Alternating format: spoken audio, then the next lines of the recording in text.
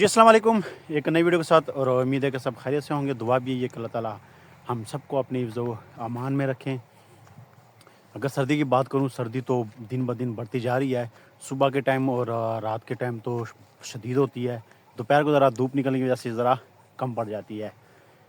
लेकिन अच्छा, मैं आप लोगों को एक चीज़ दिखाता हूँ, मैंने अभी देखी है लेकिन वो मुझे ज़रा नाकाम लग रही है, क्योंकि ये नाला इन्होंने बनाया हुआ है, ये आप ख़ुद देख लें।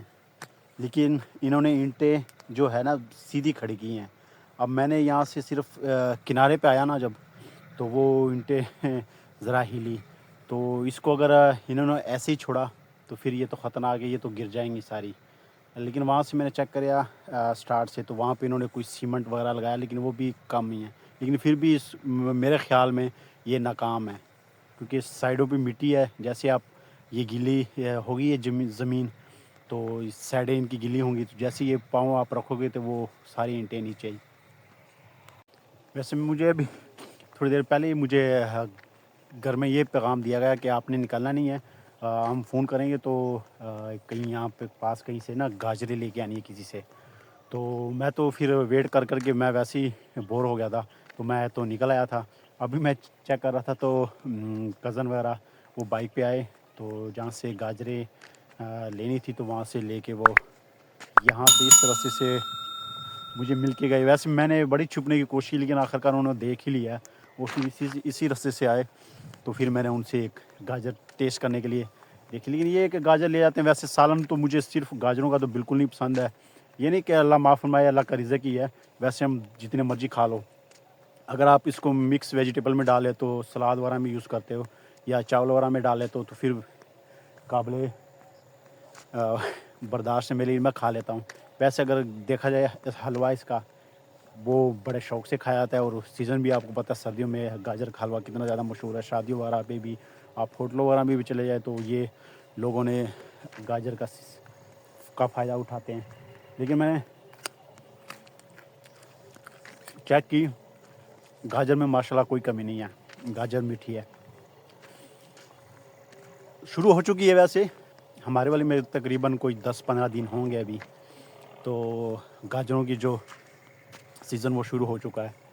तो मैं अभी देख रहा था पीछे से, वो कॉर्नर पे जहाँ से मैंने यहाँ पे मोड़ा हूँ, वहाँ से मैं इस तरफ में मोड़ के जब आया, तो वहाँ पे उन्होंने इसको वॉश कर रहे थे और साथ में वो बोरियों में पैक कर रहे थे। फिर ये जैसे ही वो बांध के शाम को ये मंडी ले चलेंगे।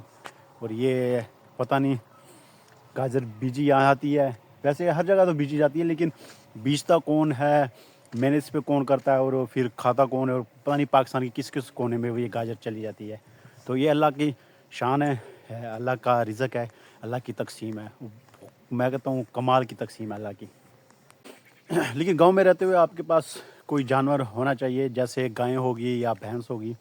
आप यकीन करें, मुझे ख़ुद इन चीज़ों का इतना शौक़ है कि बकरियां हो, देसी बकरे हो, और मुर्गियां हो, और ये 1-2 भैंस हो, कि बंदा कम से कम इस दौर में बंदा खालिस दूध तो पिए। दही भी अपनी हो घर की, और दूध भी खालिस।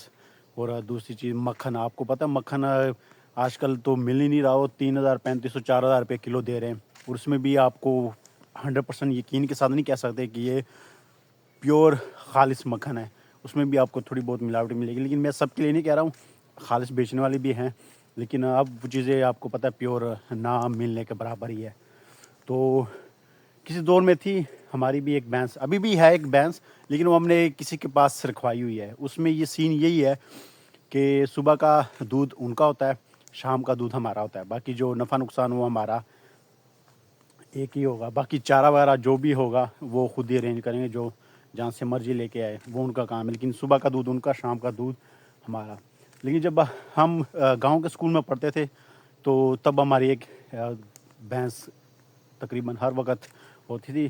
तो ये कि तब हम जितने, मैं था, छोटा भाई, कज़न वगैरह, हम स्कूल के बाद फ्री होते थे तो हम चारा उनके लिए लेके आते थे। या तो सुबह सुबह स्कूल जाने से पहले, या स्कूल से आने के बाद खाना खाना है और सीधा हमने चारा लेने चले जाना है, और इस तरह हम पालते रहे। और भैंस आपको पता है खाती है, दबा के खाती है। और दूध भी वैसे, अगर भैंस असली सही नस्ल की हो तो भैंस भी دودھ میں آپ کو کوئی کمی نہیں آنے دیتی اگر آپ اس کا صحیح طرح خیال رکھیں، ان کے خوراک کا خیال رکھیں. لیکن اب کوئی بھی پالنے کو تیار نہیں، کیونکہ میں بھی لاہور ہوتا ہوں اور باقی گھر میں بھی کوئی جاب پہ جا رہا ہے، کوئی شاپ پہ جا رہا ہے، تو وہ کوئی بھی پالنے کو تیار نہیں ہے، تو پھر اس لیے ہم نے کسی کے پاس رکھوائی ہوئی ہے. مجھے ابھی بھی یاد ہے ہماری ایک بھینس تھی، وہ دادا جی لے کے آئے تھے، لیکن آپ یقین کریں جب سٹارٹ میں لے کے آئے تھے وہ کوئی کلو آدھا کلو دودھ دیتی تھی. تو گھر والے دادا جی کو بولے بھی کہ آپ نے بھینس لے کے آئے نا، اس کے ساتھ کوئی بچہ ہے اور دودھ بھی آپ کے سامنے ہی ہے، کلو آدھا کلو دودھ اور کھاتی اتنا ہے. اور تو دادا جی نے کہا کہ آپ 1-2 مہینے رکھ لو، اگر کوئی اس میں فرق پڑتا ہے تو ٹھیک ہے، ورنہ اس کو بیچ کے دوسری لے آئیں گے. آپ یقین کریں وہ آپ ابھی بھی دادی کبھی کبھی اس کا بھینس کا ذکر کر لیتی ہے کہ اس جیسی بھینس ہم نے اپنی زندگی میں نہیں دیکھی. آپ یقین کریں 1.5-2 مہینے کے بعد اس بھینس کا دودھ آہستہ سا بڑھتا گیا، اور آپ یقین کریں اینڈ پہ وہ تقریباً 10 سے 15 کلو پہ وہ پہنچ گئی. اور اس نے وہ دودھ، دہی، مکھن اس حساب سے اس بھینس نے ہمیں مالا مال کیا. اور بعض اوقات جب کوئی آ بھی جاتا گھر میں دودھ لینے کے لیے یا دہی یا کبھی کبھار مکھن وغیرہ، تو آپ یقین کریں میری دادی ان کو ویسے دے دی تھی کہ کوئی مسئلہ نہیں، بغیر پیسوں کے. اور یہاں پہ میں یہ نہیں کہہ رہا ہوں کہ جن لوگوں نے بھینسیں رکھی ہیں ان کا دودھ سیل کرتے ہیں، مکھن سیل کرتے ہیں، یہ اس کو میں برا نہیں کہہ رہا ہوں، اس کو آپ ایز اے بزنس بھی استعمال کر سکتے، کوئی مسئلہ نہیں ہے. یہاں پہ لوگ ہیں جن کی 10 15 20 50 100 بھینسیں ہیں جن کا وہ دودھ سیل کرتے ہیں، تو اس میں کوئی بری بات نہیں ہے. ایز اے بزنس وہ کرتے ہیں، اچھی بات ہے. لیکن یہ ہے کہ اگر ہم نے گھر کے لیے بھینس رکھی ہے، ہماری نیت نہیں ہے کہ ان کا دودھ بیچنا ہے یا مکھن بیچنا ہے یا دہی بیچنی ہے، تو اگر کوئی آ بھی جاتا ہے تو بغیر پیسوں کے گھر والے ان کو دے دیتے ہیں. ابھی بھی میری دادی اس چیز کا ذکر کرتی ہے کہ ہمارا فلانا رشتہ دار وہ جب آتے تھے یہاں پہ کراچی سے یا کے پی کے سے یہاں ہمیں ملنے، تو مکھن ہے دیسی گھی، اس کی اتنے بڑے بڑے باٹیاں میں ان کو دیتی رہی. اور آج وہ فون کر کے حال حوال بھی نہیں پوچھتے. تو میں نے کہا کہ دادی جی وہ تو جو آپ نے کیا ہے اس کا تو ثواب تو اللہ تعالیٰ نے دینا ہے، لیکن باقی جو ہے، باقی یہ نہیں کہ کوئی کسی کا محتاج ہوتا ہے، کوئی کسی سے لے کے کھاتا ہے، ہر بندہ اپنا کما کے کھاتا ہے، اللہ تعالیٰ سب کو اپنا رزق دیتا ہے. لیکن مسئلہ یہ ہے کہ یہ بندے کو اس چیز کا دکھ ہوتا ہے کہ ایک بندے نے ہمارے ساتھ ٹائم گزارا ہے، ایک اچھا ٹائم گزارا ہے، لیکن آج بندہ فون کر کے یہ بھی نہیں پوچھتا کہ طبیعت کیسی ہے، حالات کیسے ہیں، کیا سین چل رہا ہے. ان چیزوں سے بندے کی رشتہ داری جو ہے نا، رشتوں میں مضبوطی آتی ہے اور بندے کو ایک دوسرے کا احساس ہوتا ہے. لیکن آج ان چیزوں کے لیے ہم ترس لیں. دودھ آپ خود دیکھ لیں، دودھ آپ کو خالص کہیں سے آپ کو ملے گا، ورنہ خالص دودھ کہاں ملتا ہے آج کے دور میں.